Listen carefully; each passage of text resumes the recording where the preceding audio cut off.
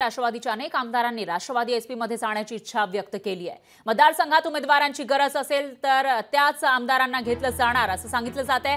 मतदारसंघ आणि उमेदवारांची अडचण पाहून हा निर्णय घेतला जाणार असल्याची माहिती आहे आणि लोकशाही मराठीला विश्वसनीय सूत्रांनी ही माहिती दिलेली आहे।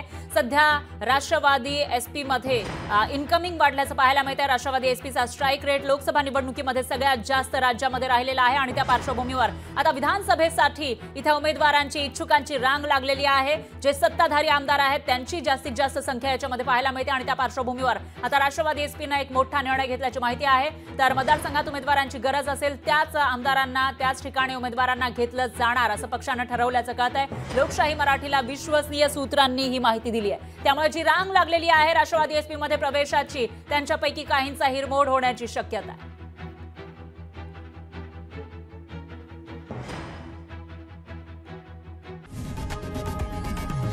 लोकशाही मराठी ऐका, पहा, जागरूक रहा।